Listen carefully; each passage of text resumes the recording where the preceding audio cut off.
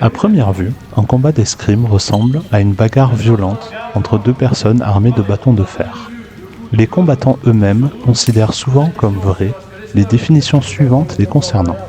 Romantique, amoureux de l'époque des duels chevaleresques, bâtard de l'escrime sportive, expert et adepte des AMHE ou simplement fou avec des bâtons en fer. Le métal heurte le métal, le corps, les membres et bien sûr la protection. De l'extérieur, tout se passe trop vite pour comprendre que les combattants mènent en réalité une partie d'échecs.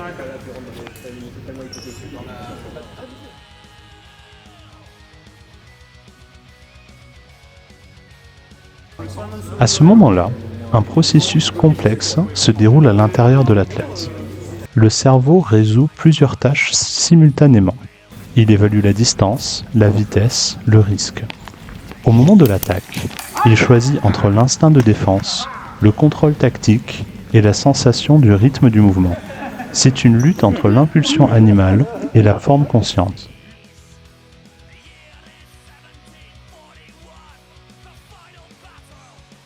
La réaction se mesure en millisecondes. L'amygdale est responsable de la peur et de l'agressivité. Le cortex préfrontal est responsable du contrôle et de la stratégie. Le système sensorimoteur est responsable de la précision et du rythme. Le duel se déroule à la fois sur la piste et dans le cerveau.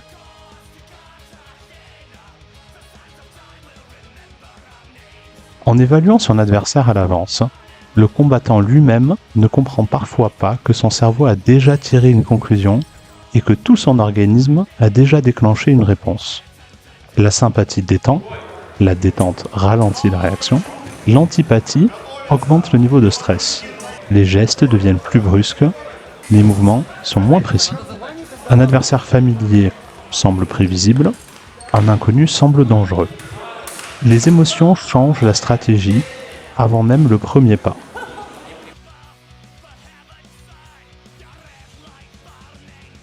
Le cas où un homme et une femme s'affrontent dans un combat est particulier. Le cerveau forme à l'avance des attentes, force, vitesse, supériorité. Mais ces attentes sont souvent erronées. Les stéréotypes influencent la perception, mais ne déterminent bien sûr pas l'issue du combat. En escrime, ce n'est pas la force qui l'emporte, mais la stratégie. Oui, donc il y a le cadre compétition et le cadre entraînement. Et en compétition, plus on avance dans la compétition, plus l'enjeu devient important et ça commence à fixer ton mindset.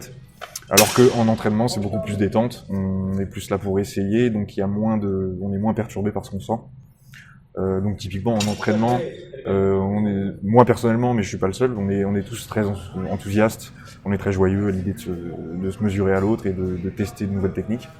Alors que quand on est en compétition, et c'est pas inhérent à notre discipline, hein, il y a d'autres arts martiaux où la compétition c'est pareil, l'enjeu va nous forcer à être un peu plus prudent, parce qu'on va avoir peur de se faire, en l'occurrence chez nous, de se faire toucher, ou de perdre des points, ou de prendre une blessure. Donc il y a cette prudence et cette peur qui grandit au fur et à mesure qu'on avance dans la compétition.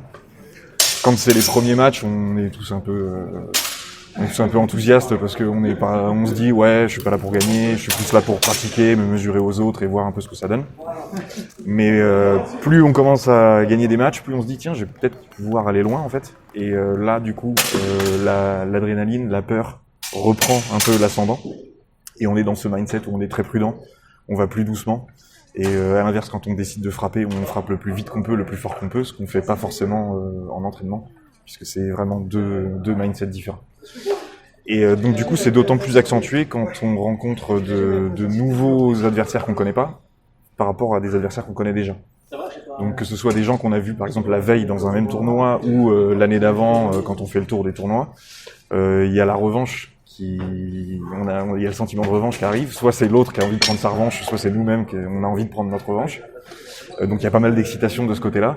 Ça m'est déjà arrivé de me retrouver dans un coin de lice et d'avoir les mains qui commencent à trembler sur mon épée parce que je sentais que vraiment j'avais envie d'y aller.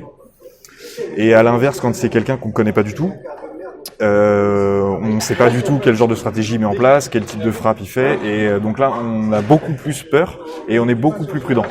Et c'est pas plus mal pour notre discipline où il y a cette dimension martiale on est censé éviter de se prendre des coups, puisque normalement rien qu'un seul coup pourrait être mortel. Et donc là, la peur est justifiée et justifiable, du coup.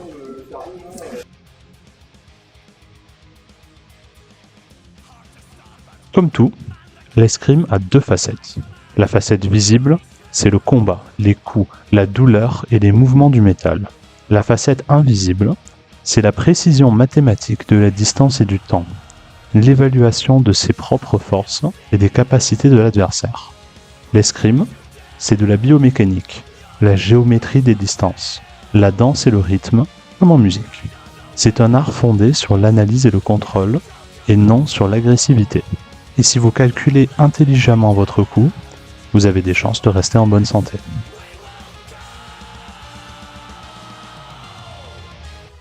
Il est pratiquement impossible de comprendre les chevaliers modernes sans avoir senti le poids d'une épée dans sa main et sans avoir éprouvé la joie de la victoire sur un adversaire digne de ce nom. Mais si vous le souhaitez, vous pouvez trouver dans cet art quelque chose qui vous poussera, malgré la douleur, à vous lancer encore et encore dans la bataille, les yeux brillants.